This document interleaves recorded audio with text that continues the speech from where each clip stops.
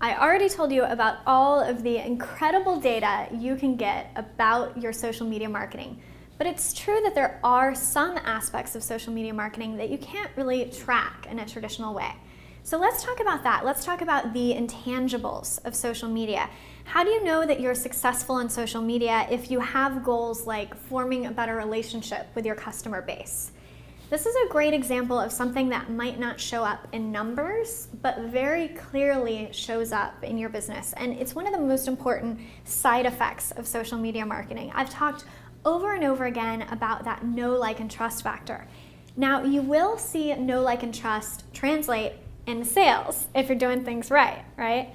But also, there's some factors that happen that are a little harder to measure. Factors like your audience seems to like you more. Your audience seems to resonate with what you're doing. Your audience feels like they know you.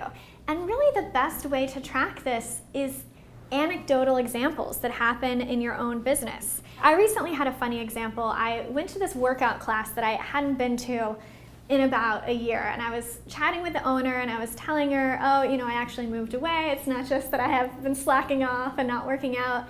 And she said, I know. I said, well, how did you know that I moved away? And she said, well, I read your newsletter.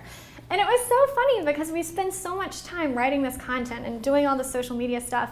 And I think sometimes we forget why we're doing it. We forget that there are humans out there are customers out there reading what we write and connecting with us and learning more about our businesses. The fact that she knew that I had moved away, the fact that she was paying attention, I had no idea that she read my newsletter. But she does read them, and she is interested, and she does keep up. That's the type of social media outcome that can't really be measured, but that you're going to start to see very, very clearly in your business. And sometimes I think it can take the numbers a little time to catch up. Especially when you're first starting out, a lot of this is building up an audience, and that takes time. So use these types of successes to keep you moving along, even if you're not seeing the numbers that you want yet. Remember that you don't need a huge audience with social media. You're doing this to promote your business. So if your customers are telling you things like, I totally forgot about your store, but then I read your blog, or I got on your Facebook page and I saw that you posted about that promotion, and then I remembered to come in again, or I forgot that you offered this service, but then I read this online and then I told my mom about it and here she is. These are great outcomes for your business. Don't overlook them just because they're not showing up in your Google Analytics, right? So remember to look at both kinds of metrics for your social media marketing.